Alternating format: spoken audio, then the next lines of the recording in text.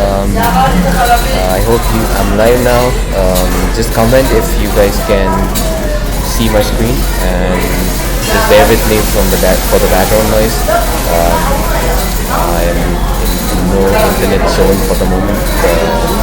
Some location, but yeah, you can expect that I'm in the best place at this place where I could find the best internet. So just bear with me for the background noise, and just let me know in the comment section if my voice is audible and if I'm up clear on the screen. My screen is clear, sorry. And I'm really sorry for the delays. We were having some technical issues with the internet, so couldn't really do anything. Just comment back and we should start in some time with the web now.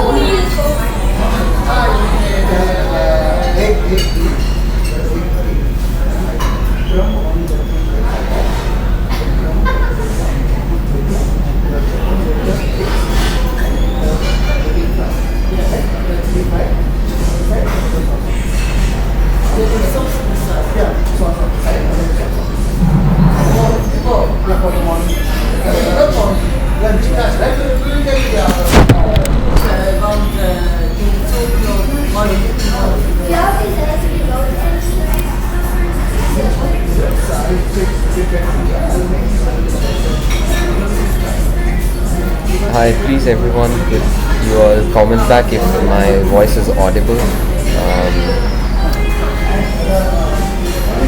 There would be some music around, but like I can't help this situation. I'm just stuck at this place because of no internet. So just bear with me and let me know if I'm audible to everyone, and at least my voice should be clear. So just comment back, please.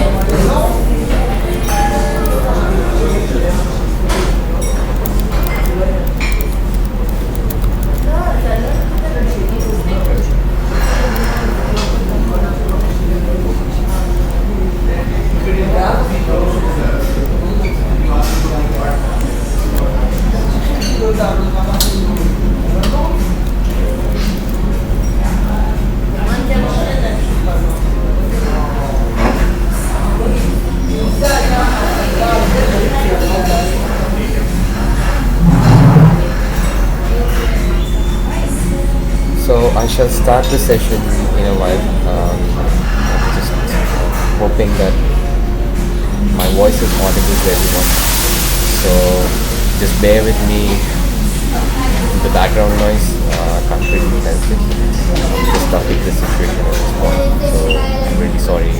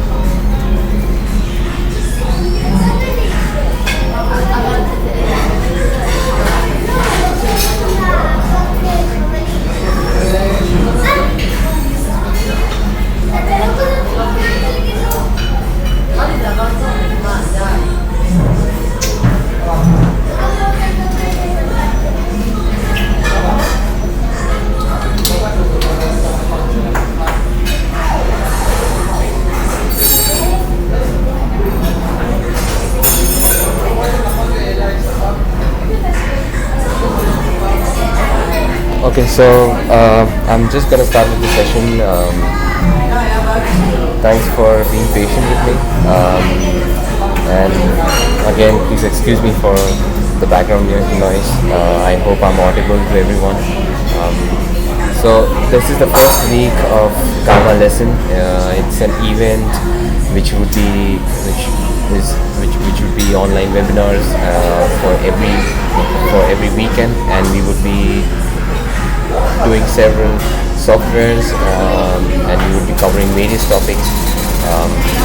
It would be like online tutors for users who are watching us, and it's gonna go live every Friday or anytime during the weekend, depending on the availability of your tutor, because we have our tutors from around the place, around the world, and they might have their own time when they are free. So you might have to stay tuned for any other software that we have to offer in the next sessions. But for November and December, for these 2 months, we would be mostly doing our sessions on every Friday. And for this month, particularly November, we will be focusing on responsive facades. And yeah, so that's the first week. This is the first week of this event, and I hope you guys like it. There's also a feedback form once we end the session, so just provide us with the feedback, and we should make sure that we improve with time. Okay, so just to brief on what exactly G.A.M.A is. G.A.M.A is an educational institute for designers, architects, engineers, artists, and we aim at spreading awareness and educating users interested in technology and advanced fabrication processes. We are currently developing an online platform where users can learn, network, share, and collaborate with the community members, and we can engage in more creative learning. As the name suggests, G.A.M.A stands for Geometry, Algorithm, Modeling, and Architecture, and we aim to express and explore works within these segments to form a relationship between design and emerging technology. Some of our previous work include some digital workshop, 3D modeling software like Rhinoceros 3D. So we started with this institute last December 2018, so almost like a year now that we completed this institute. So within that time we have done several workshops, and we have collaborated with some on different workshops, some of them being digital workshops, some of them being robotic workshops. So I would just go through and describe some things about these workshops which we have previously worked on. and you can see the images later as we proceed in the presentation. So, starting with the digital workshop, which was held in December 2018, the objective of this workshop was to explore the applications of 3D modeling softwares, and for that purpose we were using Rhinoceros 3D. We were exploring and we were investigating different techniques to create complex model with less use of commands. Secondly, we did a digital fabrication workshop, which was summer school in 2019 June at G.A.M.A School of Architecture, Mumbai, NMIMS University. The objective of this workshop was to explore curved piece folding in architecture. We were trying to investigate on different scale of fabrication with this technique, robustness of this technique, and eventually proving some applications of curved piece folding in architecture. And we also collaborated with IAC Barcelona and D3 Labs for Global Summer School 2019, which was held at Bhanuman College of Architecture, BMCA, Pune, in India. And the objective was to see, to explore, or say, the relationship between robots and humans in architecture. And these are some of the images that I'm showing in the presentation from our previously done workshop. This was a digital workshop in 2018.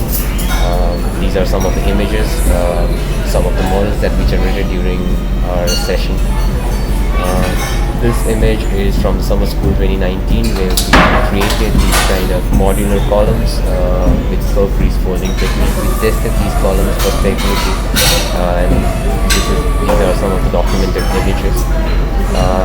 Our focus was primarily on exploring nodal geometries,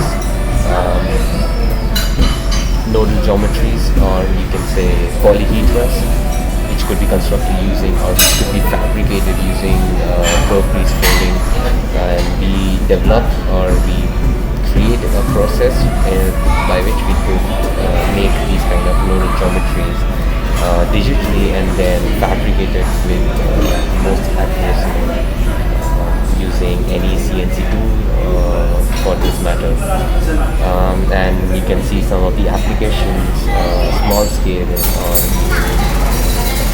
large scale architectural applications, and we were able to create such installations which was self-stabilized, which was simulated digitally to check for the stability, and use rigid body physics as a medium to explore and to simulate the stability of the model. And this was all the work that we did in 7 days, and that's the team had for Summer School 2019. Okay, moving on, I was also a part of Global Summer School 2019, which was held at BMCA, and we were investigating on creating incremental sheet forming incremental sheets formed used by robots, and we created panels which was in fact formed by robot, and then we were in fact connecting them to make this function. You can see some still images of the workshop, and that's the tutor team. It was an international workshop that we had with Indian tutors. So, okay, so moving ahead, what exactly is G.A.M.A lessons? So G.A.M.A lesson is an event which would take place every weekend. So you can say it's kind of weekend webinars, and you would have lessons on 3D modeling, programming, analysis, or maybe interactive tools. You would have sessions, small sessions you can say, as we move ahead. so that we could engage carefully in solving the problem. And we would be doing it every weekend, so we would be consistent at the webinars, and people could connect with us either via YouTube or any of the platforms that we have. I would just share the details in the description, and also you can see it at the end of the presentation. So today's session would cover Rhino and Grasshopper as a software, and we are taking this objective of responsive and interactive facade. And for today's digital sketch, I will be doing a hybrid responsive facade done by Idea Lab.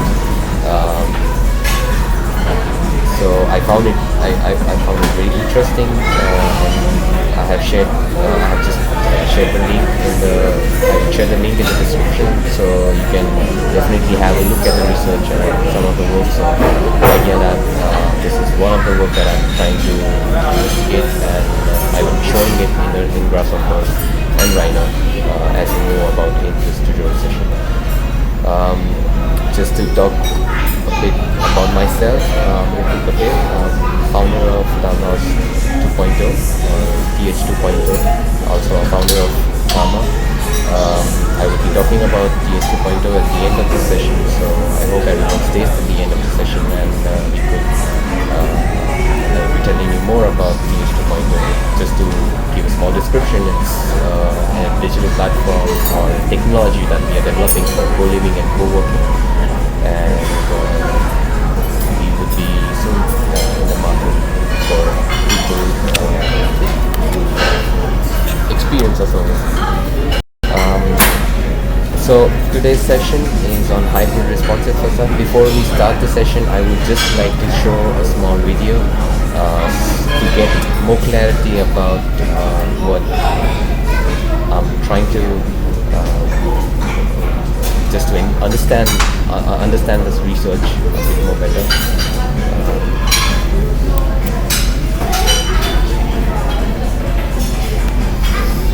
That's the video.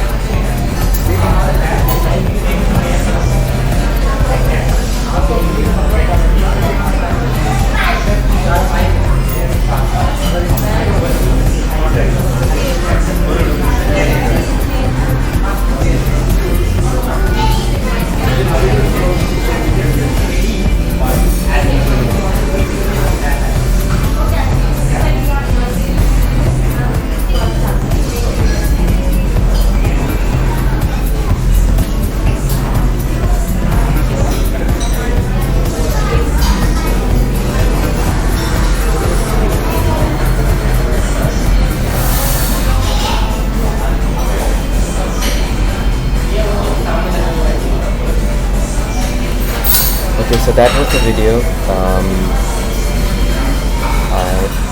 So I'll also put the link in the I'll put the link in the description to just see the video again if you have missed it. But to just to summarize on this video, it's a responsive facade. It's not just responsive, but it's a facade which could be used for various purposes, which could be in fact used for marketing, as you saw in the video that there were set images being displayed displayed on the overall skin of the building, and which was something very interesting for me about this particular research. But today we would be doing the first part of we would be doing the first part of this facade, which is the responsive part, how it responds to sun or any other body around. So how it responds and how this next part we would be exploring how we could create such kind of images.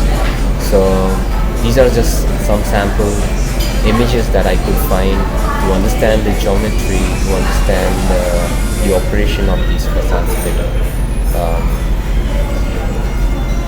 And just to think about this problem a bit more wisely, I would say that I could break this problem into 3 different steps.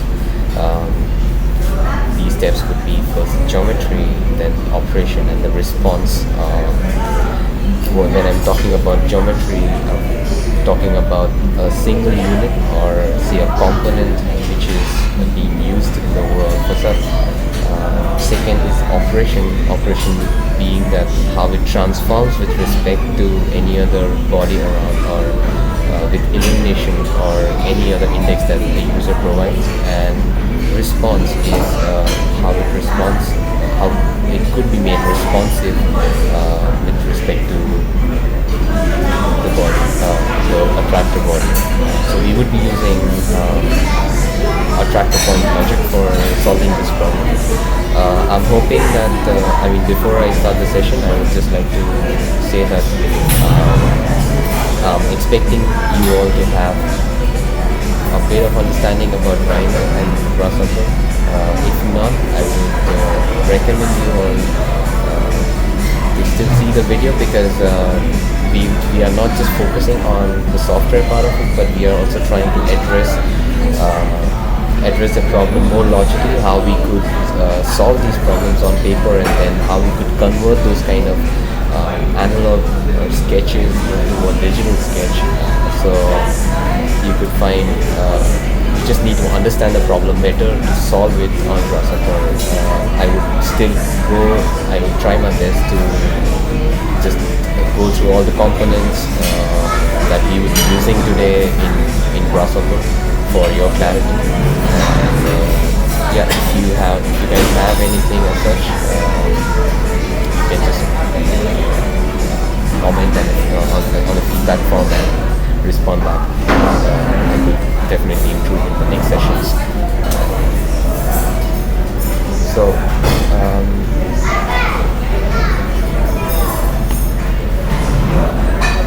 okay, let's talk about geometry. As you see these images, when we see, the first impression of this image is that it follows an hexagonal grid, which is quite prominent in the overall geometry that we see. So at some point that we could note that it has a hexagonal grid.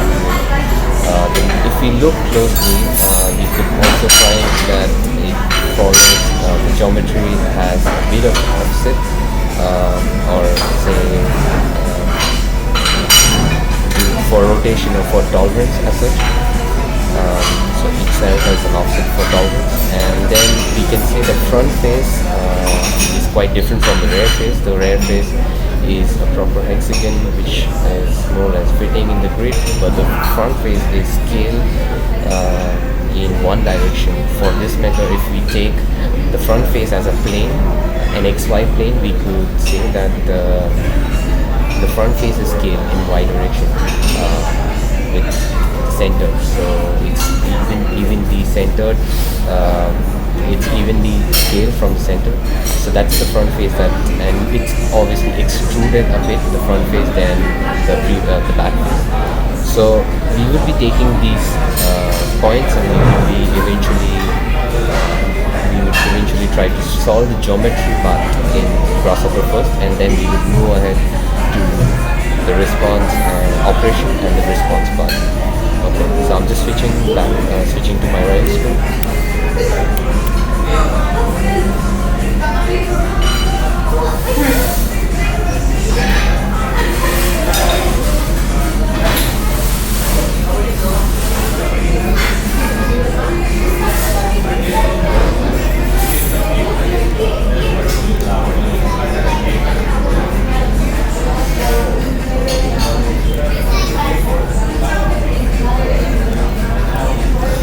Okay, so as we discussed, I'm just gonna write down the points that we have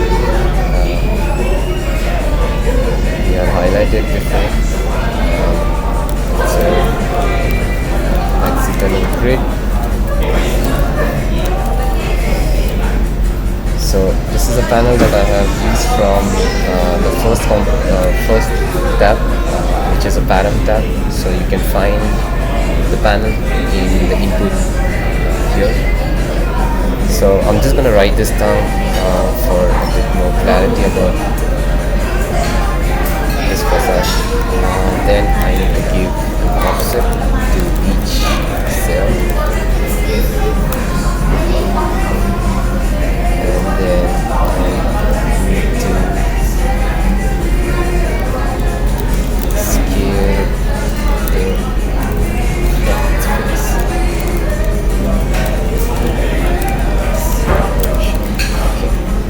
So these are also I need to add another part, which is extruding the cell.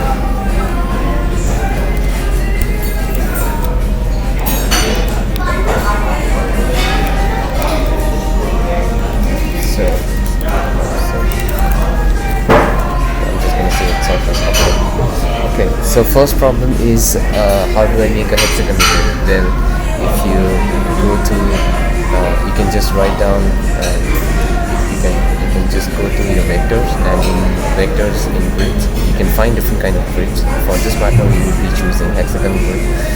You can obviously double click on the left hand screen, and you can left button on your mouse, and you can just write down hexagonal hexagon.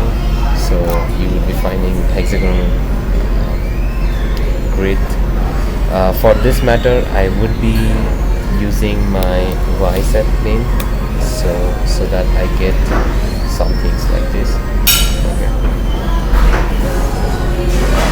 And I'm just gonna take my extent for just to give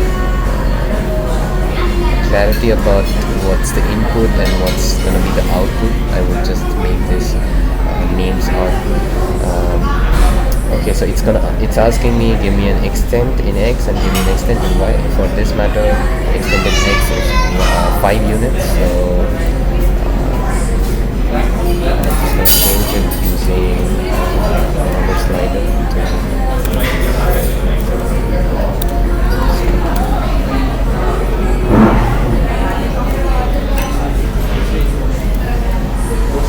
So let's see my image, my sketch being updated now. Since I have put a number slider, I could easily control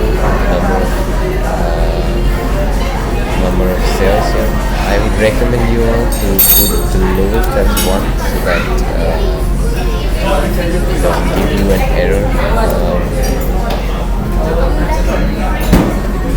So you have all these cells. We have formed this hexagon grid. Okay, so I'm just gonna make this group, and I'm just gonna name this group as hexagonal grid. So you can just click everything.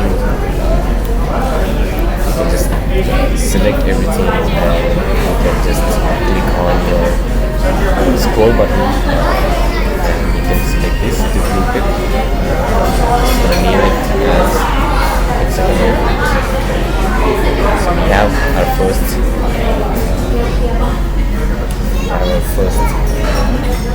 group here. Some part of this group so far. Okay, next is each cell has an offset. So when you see this cell, I have to, right now it's a proper grid, so I need to deconstruct this grid to use each cell for my transformation. So I'm just gonna say deconstruct here. It should give me some things like this. So what I could do is, now if I have to just show you, if I like how many items each, so I can see that each of my cells are more or less independent, so I could use each of these cells to create something that I would like to do. So for this matter, I would like each of my cells to have an offset. So what I could do is, I could just scale the things. So for this matter, I will be needing a center. So let's say I need to have my area to get the center. So it's an indirect way of getting a center. So you can just put in the geometry for which you need to have the centers, and then use the center of those geometry for any further transformation. So I'm just going to access the center of each of these cells, and I'm just going to scale this with some factors. So I'm going to put the face as my geometry, my center as the centroid. So currently it's the center is marked as 0, 0, 0, which is the origin of the Rhino screen. So it's going to just it's going to just scale everything with respect to that center. So you can see this. Here, but you can use these centers, and now you can see that each of this geometry are being scaled with respect to their center, and I could just put in a factor between 0 to 1.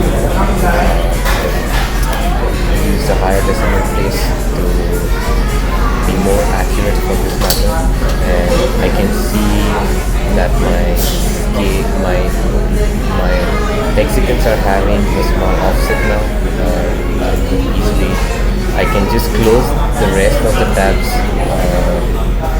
by selecting everyone, every component, and I could just press my scroll button and I can disable my preview. So I can see only the geometries that I need. Okay, so that being my scale center, I'm just gonna put in a value of 0.9. So I have made my another group here where I have just made an offset to it. So I'm just gonna make this group. I highly recommend every one of you guys to first maybe sketch everything, or say every little function of the script. It's very useful when you are solving a problem, because then you can't really solve a problem as in one single script, but you need to address little problems at one time, and then form and then eventually move ahead. So people who have a bit of knowledge about programming, they could relate better, but people who are not so familiar with programming could take a bit of practice or a bit more of understanding for the reason why I'm solving it as groups or little functions, you can say. But yeah, I mean, I could say that it's a visual programming language for architects or designers. So it's a very powerful tool, and we can really use this tool for a lot of things. This is kind of very basic level of taking this tool and solving a problem, but you can get more complex different problems. It really gives you a lot of freedom. So moving ahead, I have my offset of each cell. Next thing I would like to do is I need to extrude or maybe offset these faces in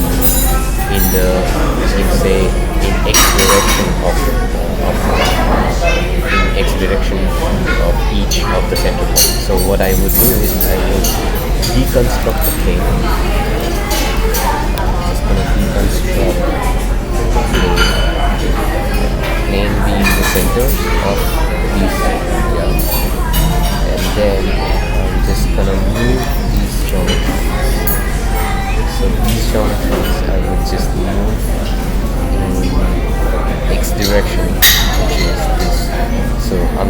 give an amplitude. So amplitude is, if you have studied about vectors, when we talk about planes, they are just unit vectors, vectors in x, y, and z, and they form a plane. But with amplitude, we can give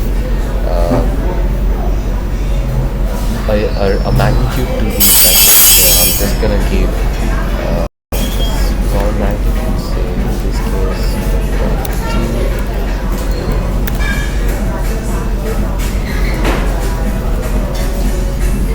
Okay, so I can see that I have a small offset here.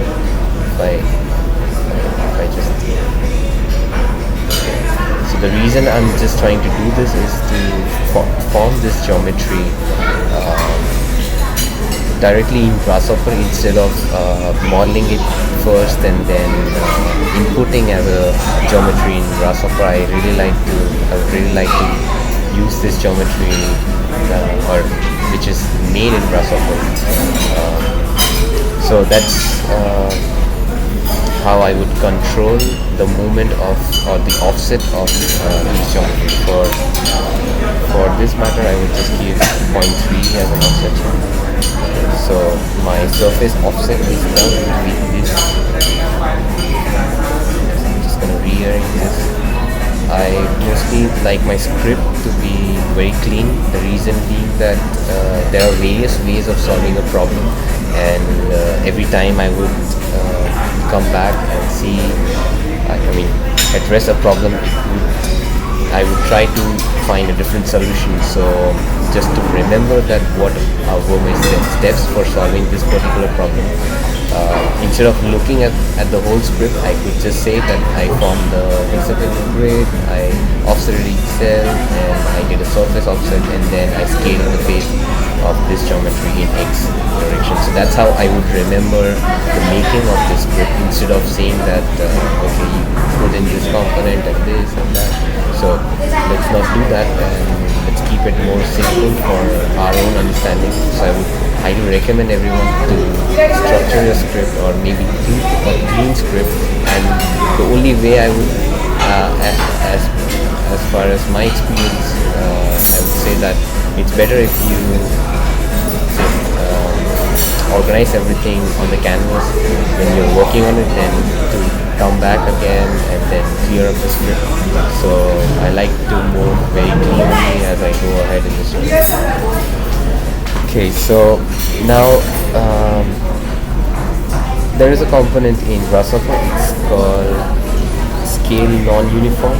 So what exactly is scale non-uniform? I could see, like, I have my inputs as geometry plane x, y, and z. So with this scale non-uniform, I could scale a geometry in 3D. So you can say that it's a scale 3D component that we could use in Grasshopper. So for this matter, I would put the geometry to be these cells, and I would use the planes to be my center, or the center of these geometries. So for that, I need to put in area, which is again an indirect way of getting the center. So once I get the centroid, those would be my planes, and I need to scale it in the x direction. So I could just put in any slider between 0 to 1, and for this one I'm just choosing 0.5.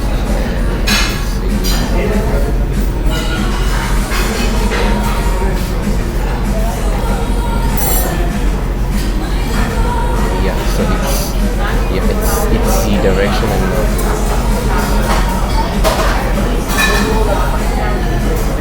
so I can see that it's being so if I off this, so I could see that that's what my geometry looks like. If I go back to the presentation, and if I show you the videos, or just the reference images, I could see that there is this offset on the front face, which gives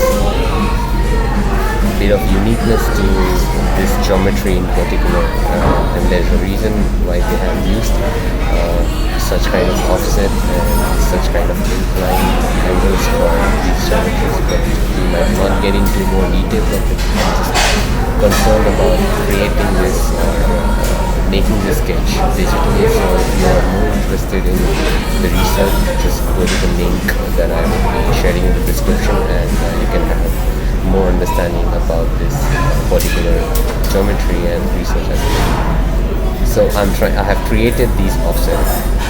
Okay, so I have two geometries right now, or let's say two planes or surfaces for this matter.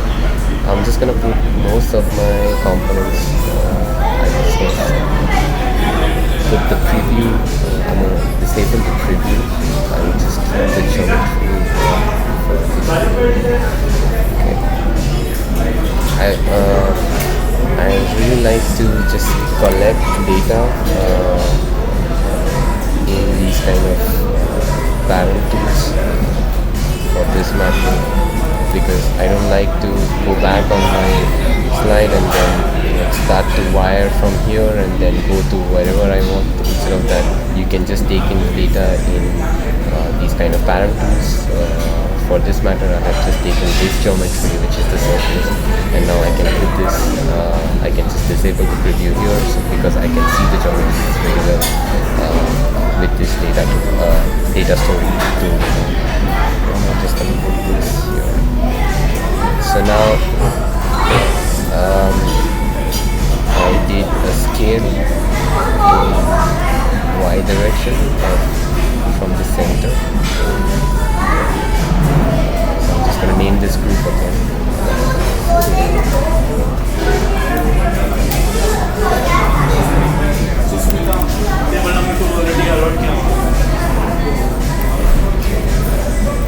Scale the front.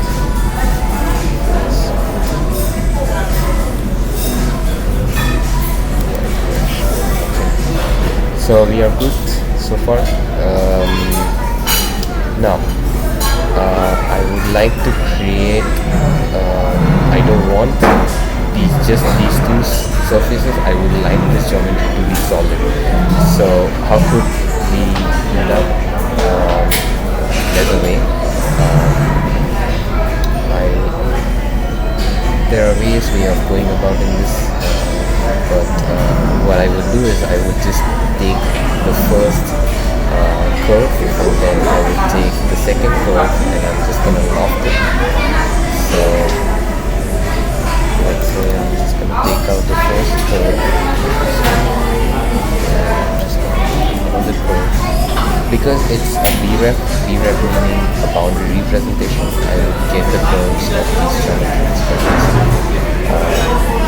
And then I could use these curves for creating a loft which would complete this soil.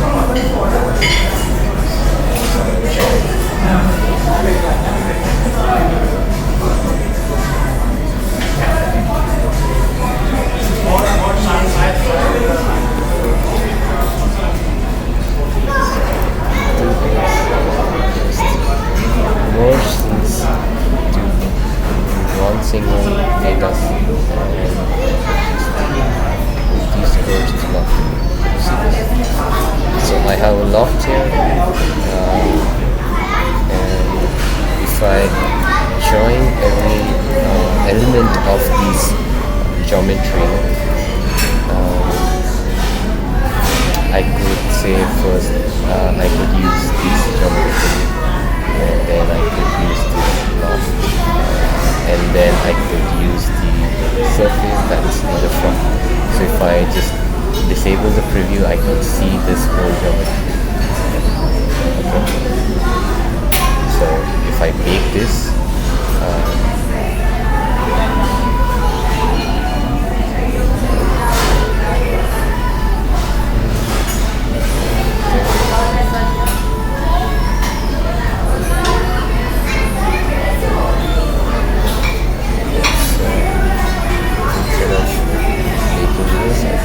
join them first and then.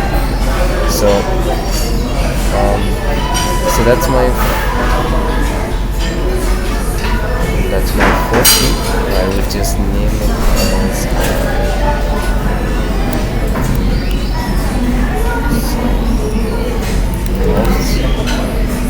lots.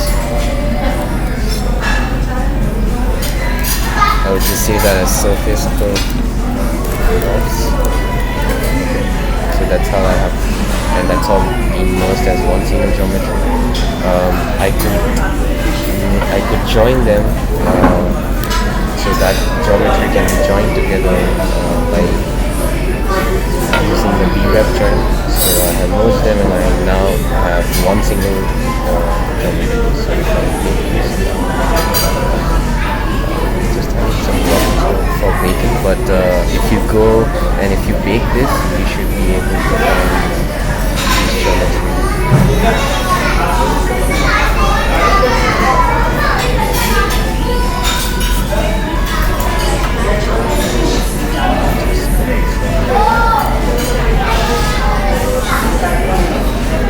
Okay, so we have created these geometries and they are more or less hexagon in grid, and we could see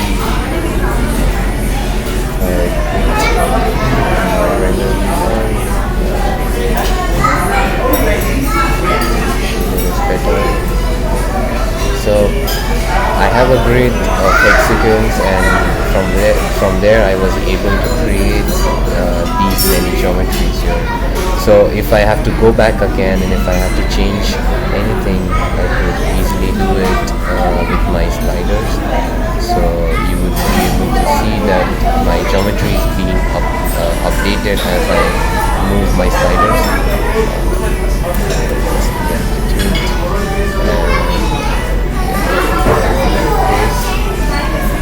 See the size being increased from the starter, which was the offset naturally. And this was the face that we were trying to scale in one direction. 0.7. Okay, so I have more or less completed the geometry part of this problem. If you have any questions, please put them on the comment.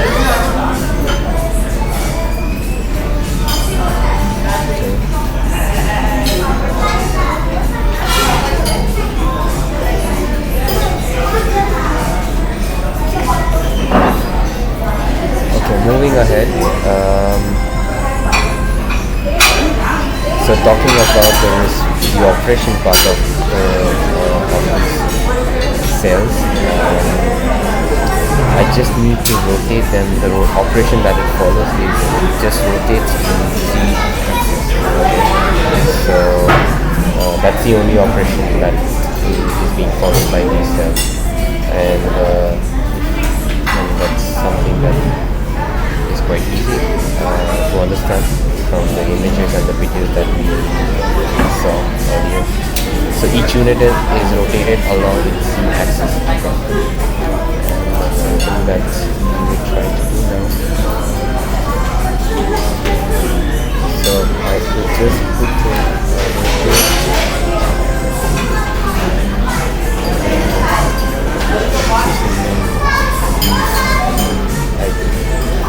also I need to have the center of these geometries. So as I told you earlier, we need to extract the center indirectly. So in this case I'm using the volume because it's a solid that I have here.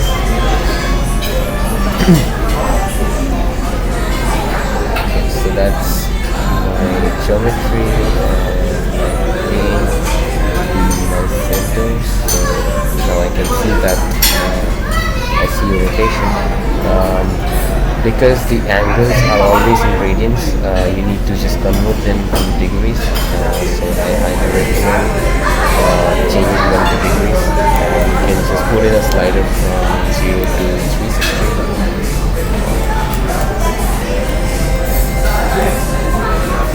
To have it better control over these rotations.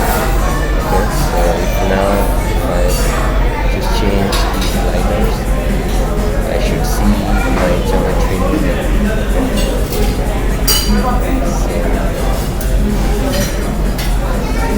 Or maybe I think let's put it to 90 degrees.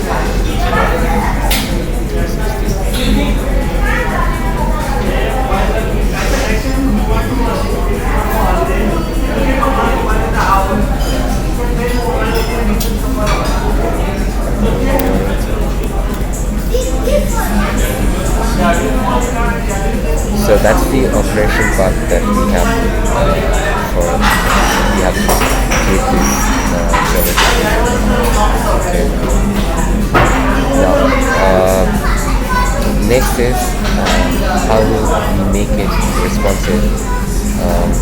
So we will be using an attractor point logic. In this case, if what I mean by attractor point is if I have a point if I have a point with which I need to change the orientation of these cells, I will check the distance between each of these center points to the center point of that particular attractor point. So in this case, if we take sun as a matter of fact, the attractor point, we just need to check the distance between that point and the center of these cells, and then we need to just remap these points from whatever the number or whatever integer we have to 0 to 3 or 0 to 184. So these are the two operations that we need to follow here, and we should sort the responsive part.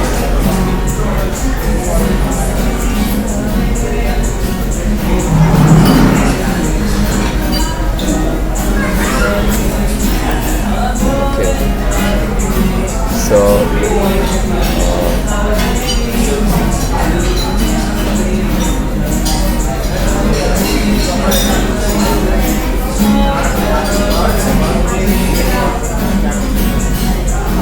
So I'm just gonna introduce a point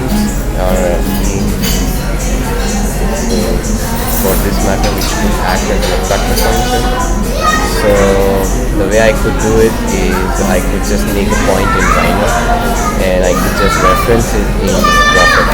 So I go to point, I just write a point and I can just right click and select one point in Rhino. And I could hide this geometry.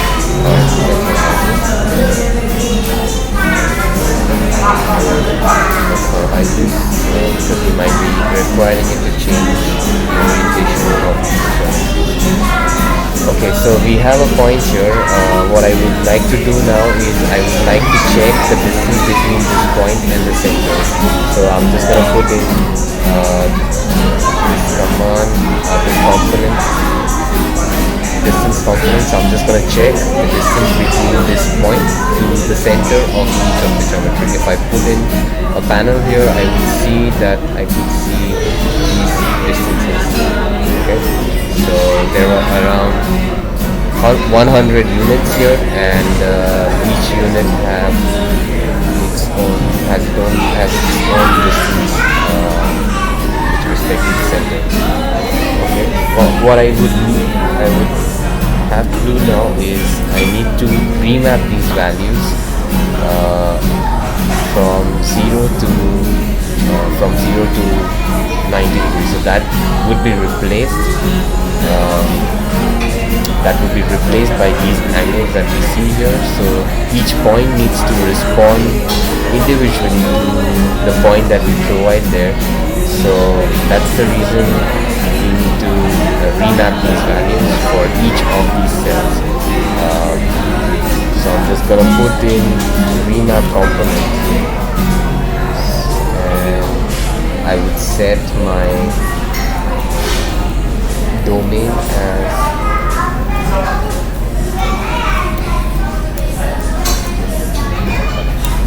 so I'm just going to construct the domain which is going to be my target domain between say 0 to 90 degrees, let's say 180 degrees. Okay, so that's gonna be the targeted domain.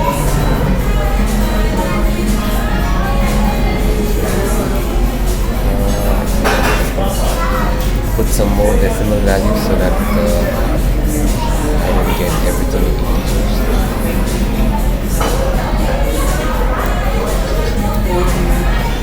So it's gonna be between 0 to 180.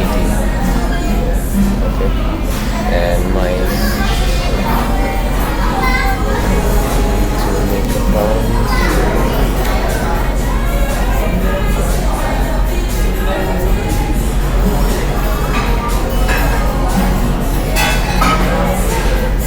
So these are my values. That's my source domain. Okay, and that's my target domain here. And I need to change the angles of each of these map values with respect to. So I can see that I'm getting different values here.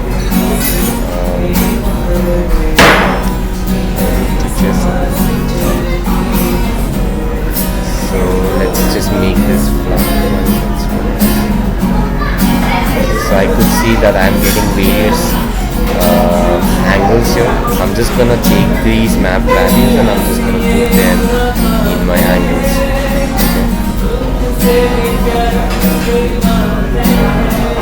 Also, I need to keep my geometry as flattened. So in this case,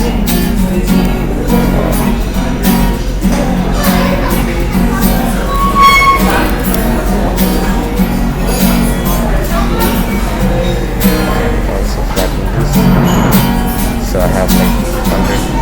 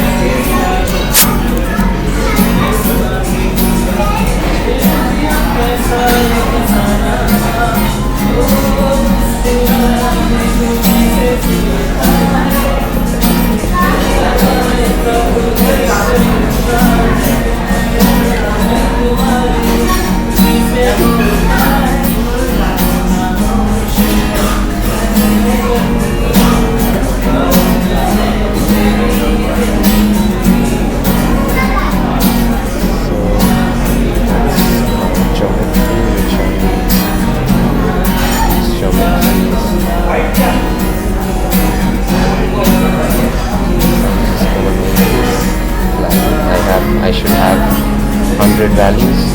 Okay, that's fine. 100 values and 100. Also the plane needs to be flattened, so that's why we were getting these kind of weird shapes here because of the flattening of the plane. So the list has to match.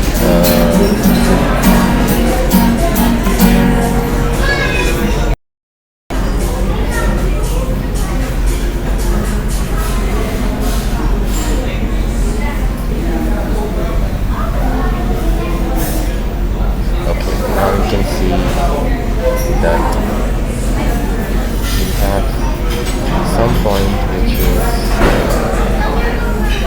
so as I move this point my surface responds. So if the distance is less, the angle of rotation is more or less 0. If the distance is more, you can see the angle of rotation increases. So that's how really we could create these kind of responses. So you can see now that as I move this, my facade responds to this attractor point. So that's the logic that we really use most of the time for creating these kind of responsive facade. There might be variation. There could be a lot of operations that goes in say changing the orientation of the unit, or maybe scaling something, scaling a component of the facade. So all these things eventually adds up and responds back to the single point or the distance. So in this case, we are checking the adjacency of center of each cell, the center of the attractor point, and then we are using that distance to create a degree for us, or the rotation angle for us. So now I'm just gonna keep I'm gonna name this as remapping distance, and then this geometry. Okay, so yeah, so we are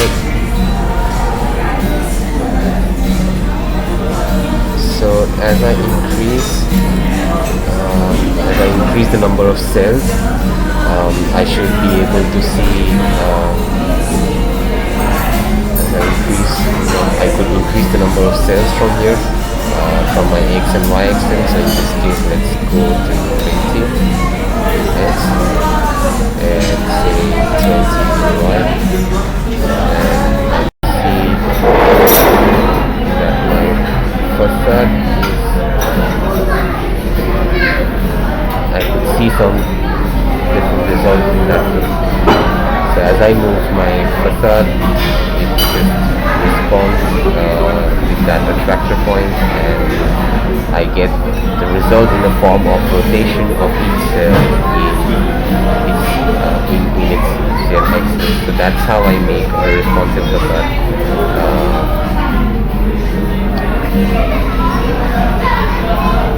Okay, so I think for this week we would be just addressing the responsive part of this facade. In the next coming week we would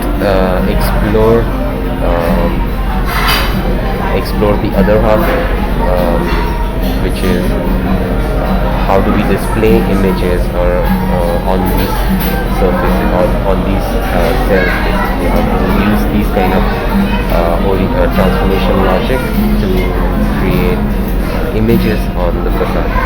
So that's gonna be next Friday. Okay.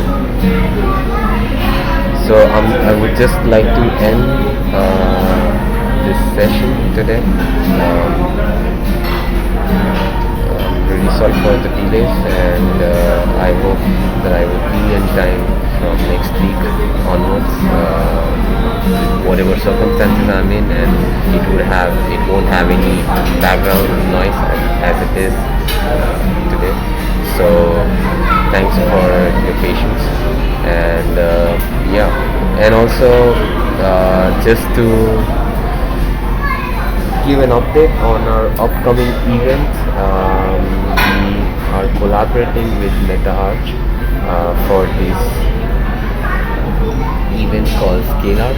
It's gonna be level 1 workshop on Rhino and Grasshopper, and during the end of this month we would be doing this workshop in 2 parts, in 2 weekends, 30th and 1st, 30th November and 1st of December, and the first weekend and second weekend, 7th and 8th of December. It would be 36-hour long session, and we would be working on live projects. So as just to brief you all about our collaborative partner, MetaArch. They are an architecture firm in Pune, and they have large-scale projects in and around Pune, and we would be taking up some of their projects to show live demonstration using parametric tools like Grasshopper, and yeah, our design goes to eventually construct those kind of, or end up fabricating those design for this. So that would be happening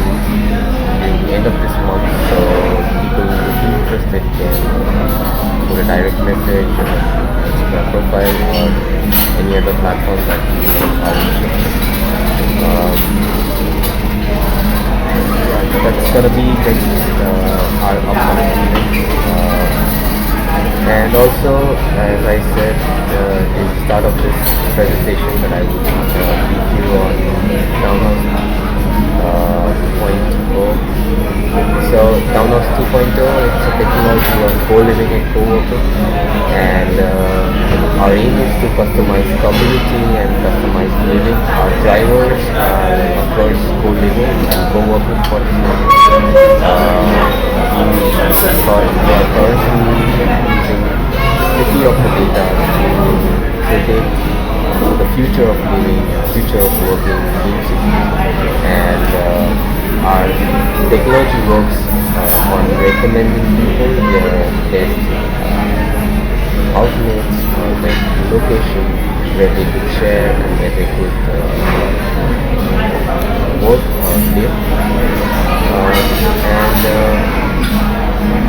you can find more on you can find more about GA.M.A 2.0 on the link that I will be sharing in the description. So if you are interested, please go to the link and find further details about it. So just to summarize on today's session, these are more or less the links that you could use. Follow the group, follow our Instagram handle, and follow and read more about this, our media partner that we bring. It helps us reach to a lot of people. So FACADES.com is doing we have associated with them for marketing and for media presence. And if you would like to know more about this research, about the hybrid facade, responsive facade, you can definitely go and check it out on FACADES website, which is mentioned here, and I'll also mention it in the description of what I do. So thank you all. Thanks for attending today's session. I hope to see you next week on Friday. So thank you so much.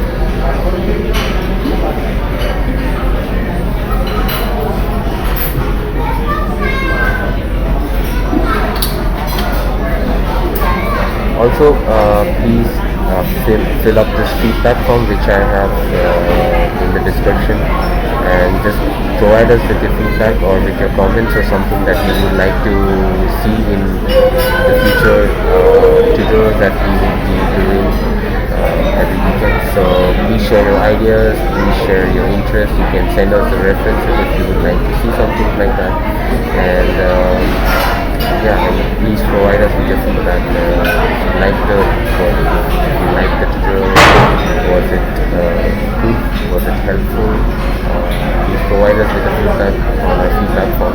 It's there in the description. Please check it out and please send a response. Thank you so much. Have a good weekend. Thanks.